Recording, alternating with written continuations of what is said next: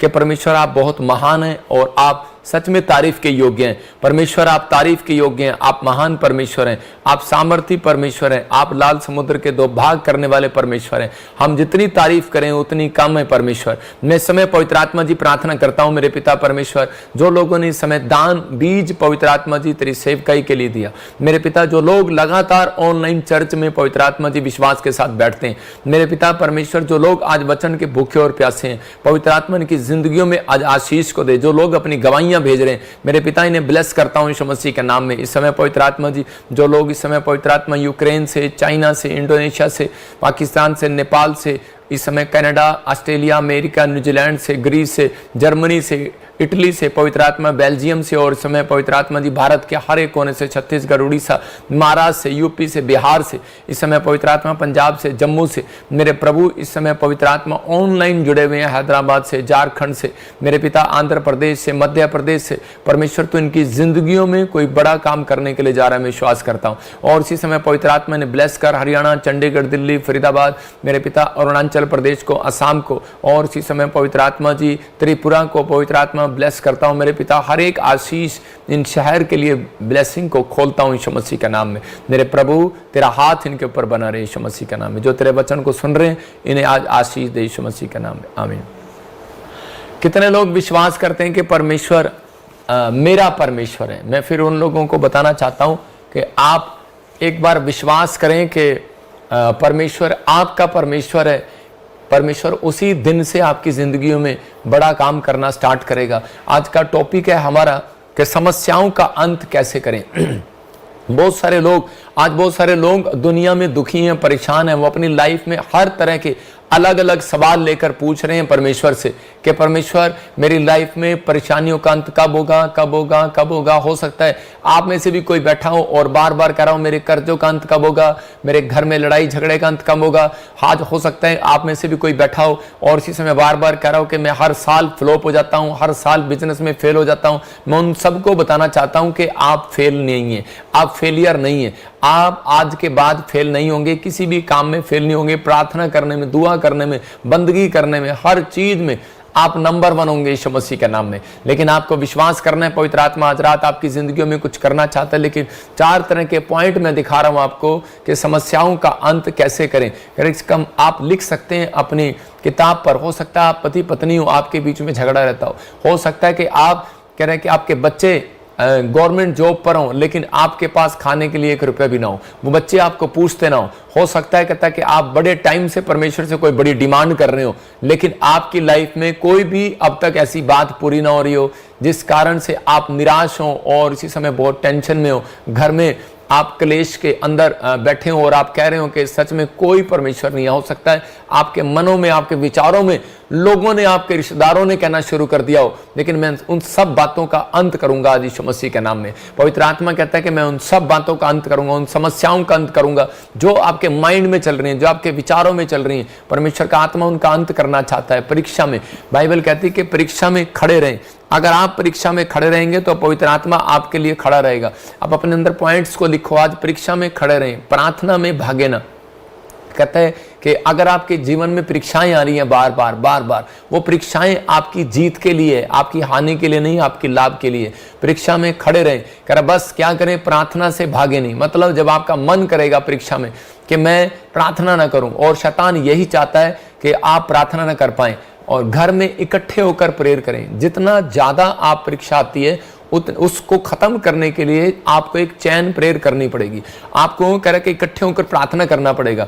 जब तक आप इकट्ठे नहीं होंगे तो वो अंत नहीं होगा। मैं कह रहा हूं कि हो सकता है आपका परिवार में आप इकट्ठे ना हो पा रहे हो, लेकिन आप एक अच्छे मसीह विश्वासी हो, वो 2 या 3 जन इकट्ठे करें। अगर आप फिर भी नहीं हो रहा तो इसी समय परमेश्वर का आत्मा चाहता है कि आप चर्च जाएं और संगति करें, ज्यादा संगति करना स्टार्ट करें। ऐसी प्लेस पर जाना शुरू कर दें जहां पर इकट्ठे होते हैं। मैं उन लोगों को बोल रहा हूं हमारी कलीसिया में जो लोग आते हैं, सिर्फ वो संडे अगर आते हैं तो उनसे बातचीत कर रहा हूं। अगर आप अकेले हैं, आपका अंत, आपकी प्रॉब्लम्स का अंत नहीं हो रहा, तो आपको करना क्या है, यहाँ पर हर रोज शाम को 6 बजे प्रार्थना होती है। आप शाम को 6 बजे आ सकते हैं। यहाँ पर पास्टर रिंकू, पास्टर मीनू या pastor Dharmendra, pastor Akbar, pastor Ashok यहाँ पर कोई ना कोई प्रार्थनाएं करते रहते हैं। यहाँ पर कुछ लोग यहाँ पर आप देखा करो आकर के यहाँ पर कैसे कैसे लोग आते हैं और उनके लिए लंगर किया जाता है। और बीमार लोग, गरीब लोग, हर शाम 6 बजे से लेकर 8 बजे तक प्रार्थनाएं होती हैं यहाँ पर, तो आप आ सकते हैं। तो परमेश्वर का आत्मा कहता है कि जब आप इकट्ठे होते हैं तो उसी समय शैतान हारता है और उनका अंत होना शुरू हो जाता है। चौथा पॉइंट दिखा, और इसी समय कह रहा है कि आनंद की घोषणा करना शुरू करें। आपके जीवन में आनंद आ चुका है। प्रार्थना करने के बाद आपके जीवन में आनंद और शांति परमेश्वर ने वो अधिकार आपको दिया है, लेकिन वो आपको लेना पड़ेगा कि परमेश्वर मेरे जीवन में शांति आ चुकी है। और इसी समय घोषणा करता हूं कि मेरे जीवन में इस समय आनंद आ चुका है। बहुत सारे लोग प्रार्थना करने के बाद ये घोषणा नहीं करते, इसलिए वो आज भी दुखी रहते हैं, प्रॉब्लम्स में रहते हैं। कुछ लोगों को मैंने देखा है वो सिर्फ प्रार्थना करते हैं, 1 घंटे की प्रार्थना, 2 घंटे की प्रार्थना, 1 घंटे की वर्शिप, लेकिन उनके बाद कहते हैं कि आज भी वो लोग 90% दुखी क्यों हैं? क्योंकि वो क्लेम नहीं करते। अगर आप घोषणाएं करें, ये भी एक प्रार्थना है कि परमेश्वर तूने मुझे आनंदित कर दिया, मैं हारा नहीं हूं, मैं जीत गया हूं यीशु मसीह के नाम में। ये भी एक प्रार्थना, वो चलते फिरते आप घोषणाएं की जाती हैं। चलते फिरते घोषणा को एक प्रार्थना कहा जाता है। कह रहा है कि अगर आप वो घोषणाएं करेंगे, परमेश्वर जो मैं प्रार्थना नहीं कर पा रहा, हो सकता है कई बार आप 1 घंटे की प्रार्थना की बजाय आधे घंटे की प्रार्थना आ गई हो सकता है कह रहा है कि आप 20 मिनट की प्रार्थना पे आ गए हो, लेकिन परमेश्वर का आत्मा कह रहा है कि आप जब घोषणा करनी शुरू करते हैं, आप चलते फिरते कि परमेश्वर यीशु मसीह के नाम में मैं मरूंगी नहीं, मैं जिंदा रहूंगी, मैं आशीषित हूं, मैं बीमार नहीं हूं, मेरा कोई भी शरीर का अंग डैमेज नहीं होगा, मैं मेरी नसें, मेरा घराना, मेरे परिवार, मेरे बच्चे सब शांति में रहेंगे यीशु मसीह के नाम में। हम जीत चुके हैं, हम घोषणा करते हैं हम एक बड़े मुकाम पर जाएंगे, हम घोषणा करते हैं हम शक्तिशाली होंगे, घोषणा करते हैं मेरा घराना, मेरा पति पत्नी, हम दोनों पति पत्नी मैरिज लाइफ को सक्सेसफुल जिएंगे यीशु मसीह के नाम में, हमारे घर में शांति रहेगी। घोषणा करता हूं। मैं कितनी देर से आपके लिए प्रार्थना करना सिखा रहा हूं कि ताकि ये एक प्रार्थना, एक घोषणा आपके जीवन में होगी तो शैतान हारेगा, कहेगा यार इसने पहले कौन सी प्रार्थना की थी, हूं परमेश्वर तू मुझे मेरे ऊपर दया कर, दया कर। परमेश्वर कहता है क्या मैंने अब तक दया नहीं की? मैंने आपके ऊपर दया की है, लेकिन परमेश्वर चाहता है, कहता है कि आज उन समस्याओं का अंत करो। कहता है आपको अंत करने के लिए, कहता है कि आप परमेश्वर ने बनाया है, कहता है आपके अंदर अधिकार दिया हुआ है मेरे परमेश्वर ने कि आप समस्याओं का अंत कर सकते हैं। आपके ऊपर परमेश्वर का हाथ है और वो आपको जीत दिला चुका है, लेकिन कब? कहता है कि जब आप, कहता है कि घोषणा करने के लिए तैयार हो जाएंगे, आप मुंह से अंगीकार करने के लिए तैयार हो जाएंगे। परमेश्वर पुराने नियम में भी और नए नियम में भी परमेश्वर आकर पूछते थे कि अब आदम तू कहाँ है, और आदम गलत अंगीकार करता तो उसी समय वो गिर जाता। मैं फिर कह रहा हूं कि परमेश्वर नए नियम में आते और नए नियम में आकर कोढ़ी को पूछते कि तू क्या चाहता है, और वो कहता है कि प्रभु कि मैं, अंधा भी कहता है कि मैं देखना चाहता हूं, और कोढ़ी को पूछता है तो बोलता है प्रभु मैं जानता हूं तू मुझे चंगा कर सकता है। तो इसका मतलब क्या है? एक उसके घोषणा के वर्ड उसको जिता कर गए, उसके अच्छे बोल उसको जिता कर गए। हम जब समस्या में पड़ते हैं तो हम दुखी हो जाते हैं, निराश हो जाते हैं, बीमार हो जाते हैं, और उसी समय हम और ज्यादा ऐसे नेगेटिव हो जाते हैं कि हम सोते रहते हैं और हम हिम्मत हार जाते हैं, और हमारे जीवन में हमारे प्रार्थना करने का भी हमें मन नहीं करता। इसलिए कई बार जब आप प्रार्थना ना कर पाए तो उसी समय आप ये वाली प्रार्थना करना स्टार्ट करें कि उसी समय परमेश्वर आपको जीत दिलाएगा यीशु मसीह के नाम में। मैं कह रहा हूं आप तारीफ करना स्टार्ट करें, परमेश्वर आपको जीत दिलाएगा, उन समस्याओं का अंत होगा। क्योंकि परीक्षाएं जब आती हैं वो आपके हारने के लिए नहीं, वो आपके जीतने के लिए है। परमेश्वर 2 स्वर्गदूतों को भेजता है। मैंने एक दिन पूछा प्रभु से, तो प्रभु ने मुझे बताया कि 2 स्वर्गदूत नीचे भेजता हूं मैं।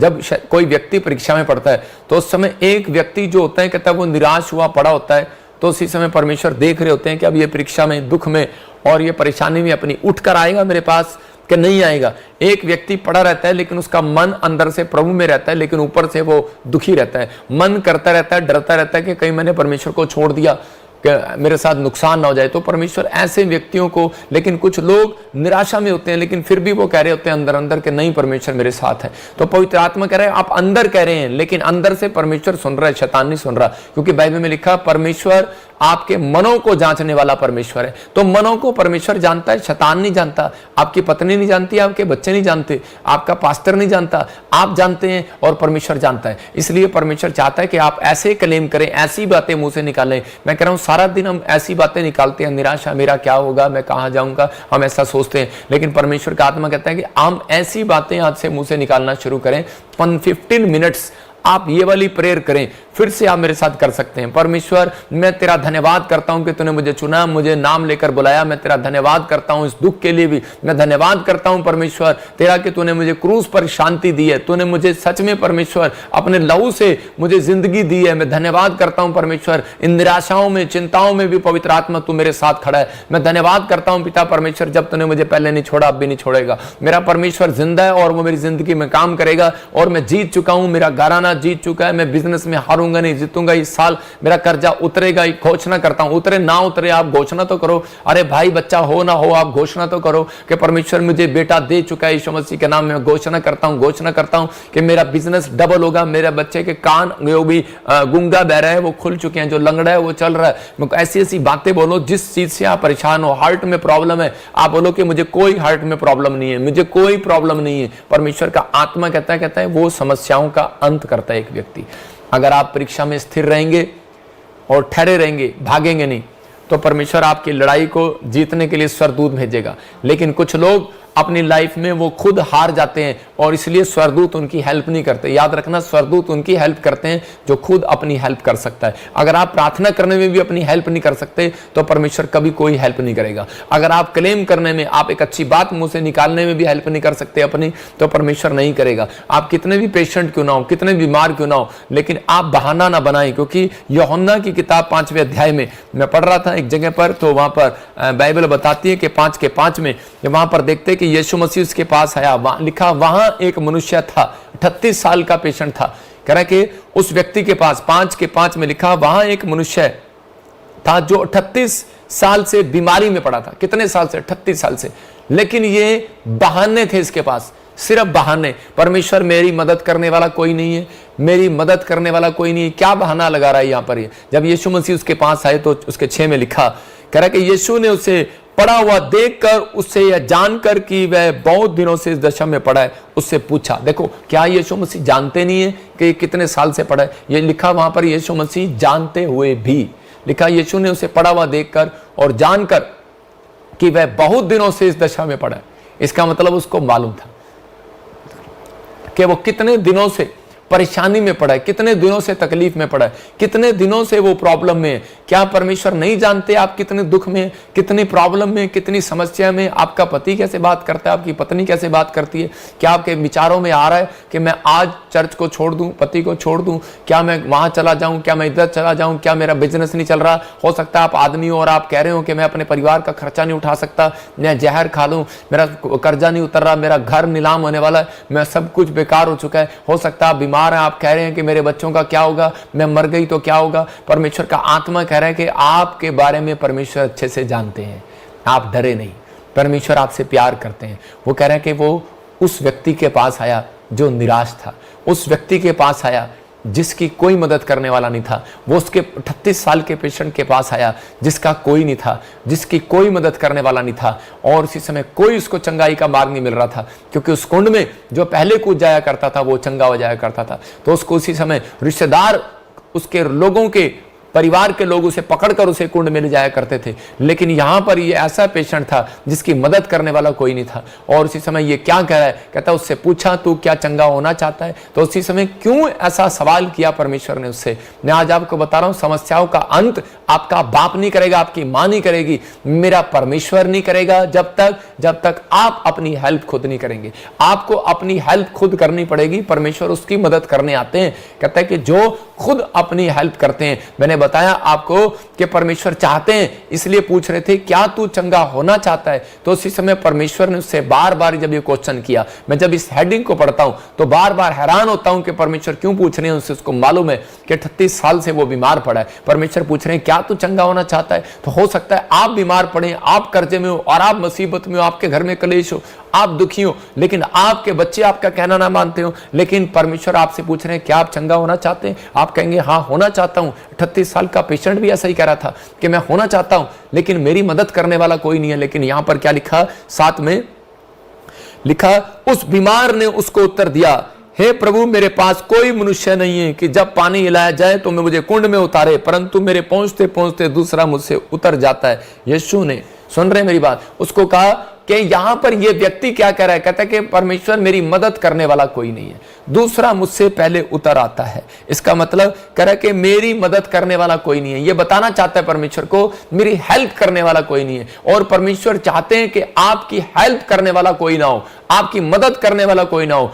लेकिन आप जब तक खुद अपने लिए हेल्पर नहीं बनेंगे तब तक परमेश्वर नहीं करेगा। आपका मन, आपके विचार आपकी खुद हेल्प करते हैं। आपको कोई, दाऊद को कोई पीठ थपथपाने के लिए नहीं आया। 66 लड़ाइयां लड़ने के बाद भी, वो इजरायलियों को जिताने के बाद भी कह रहे कि जब इजरायलियों के बच्चे, परिवार, पत्नी को उठाकर ले गए, अटैक कर दिया, मैं कह रहा हूं कि फिलिस्तीनियों ने, और उसके बाद कहता है कि जब सब कुछ उसका छीन कर ले गए और दाऊद की भी पत्नी बच्चों को उठाकर ले गए, तो उस समय वो शीशे के सामने रो रहा होगा, लेकिन उस समय उसकी हेल्प करने की बजाय कहता उसी के सैनिक, उसी के सेनापति उसके मुंह पर चपेट मार रहे थे, बुराई कर रहे थे, पत्थर उठा रहे थे कि तेरी वजह से हुआ, तेरी वजह से हुआ। हो सकता है कोई आपकी वजह से कोई प्रॉब्लम होगी हो सकता है आपकी वजह से कोई आपकी सहेली, आपके दोस्त का एक्सीडेंट हो गया हो।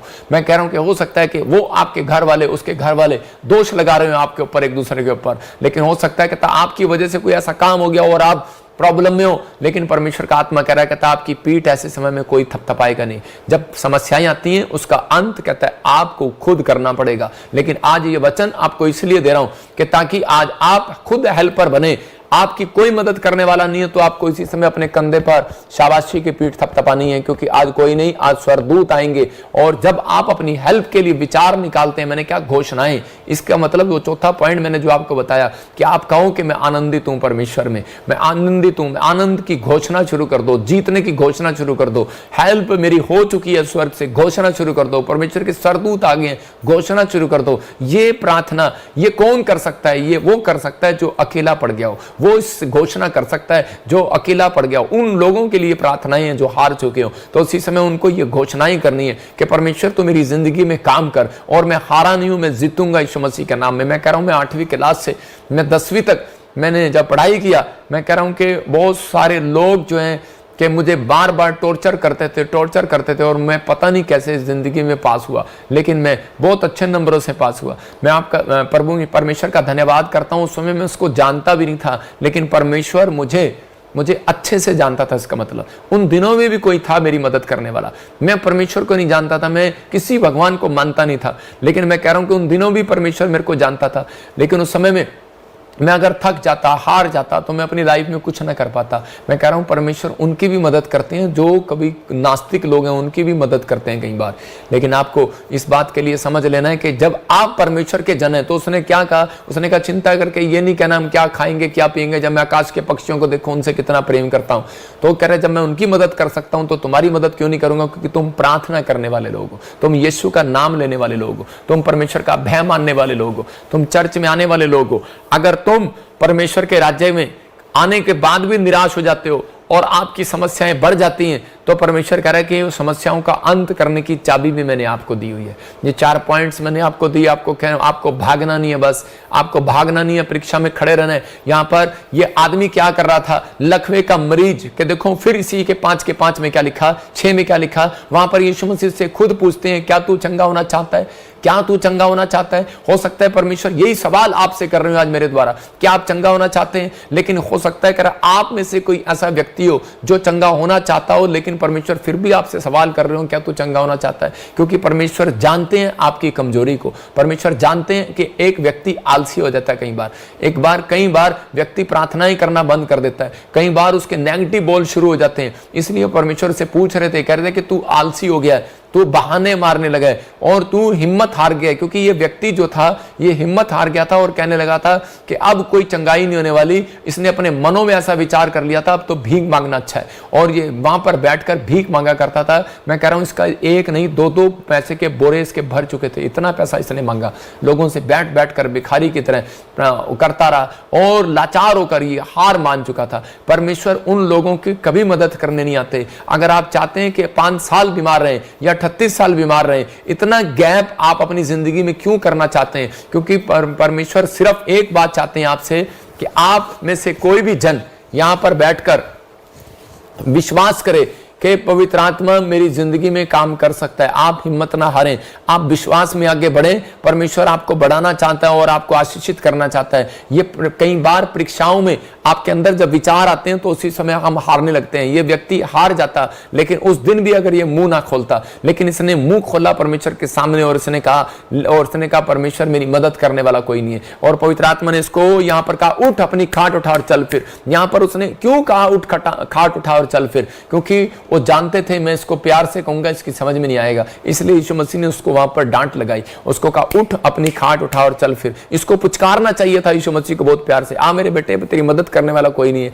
मैं करता हूं। लेकिन उसको जब डांट पड़ी उसको समझ में आ गया कि मेरी गलती है। मैं कह रहा हूं कि इसने उस दिन पश्चाताप किया होगा, इसने उस दिन परमेश्वर के सामने अपने लिए माफी मांगी होगी। मैं फिर उन लोगों को कह रहा हूं, हो सकता है आज आप निराश हो, परीक्षा में गिर गए हो और आपने प्रार्थना करना बंद कर दिया हो सकता है कि आपने अब चर्च जाना बंद कर दिया हो, आप लाइव देखना बंद कर दिया हो, आप डर गए हो, निराश हो गए हो, कुछ नहीं होने वाला। लेकिन पवित्र आत्मा हो सकता है आपके पास आए और आपको डांट लगाए। याद रखना, कहता है कि आज पवित्र आत्मा चाहता है कि आप पश्चाताप करें उसी समय, और उसी समय आप अपने मनों में विचार करें कि परमेश्वर मैं उन परीक्षाओं में पड़ गया, लेकिन मैंने सोता रहा, निराश रहा कि कुछ नहीं होने वाला। लेकिन परमेश्वर जब मैंने प्रार्थनाएं का फैसला किया तो पवित्र आत्मा तूने मुझे आजाद किया। आज आप पश्चाताप करके कहीं परमेश्वर मैं अगर ऐसी परिस्थिति में हो, किसी भी निराशा में हो, मैंने तुझे छोड़ दिया हो तो मुझे माफ कर पवित्र आत्मा, मैंने मनों में आलसपन लेकर आया हूं, बाइबल पढ़ने में आलसपन लेकर आया हूं, तो परमेश्वर मुझे क्षमा कर। पवित्र आत्मा आज ही तुरंत मैं कह रहा हूं चमत्कार करेगा आपकी लाइफ में यीशु मसीह के नाम में। अगर आप आमीन बोल रहे हैं तो आजाद हो रहे हैं आज यीशु मसीह के नाम में। जीसस चाहते हैं कि आप मेहनती बने, जीसस चाहते हैं कि आप हिम्मत ना हारें। लूका के 5 में जब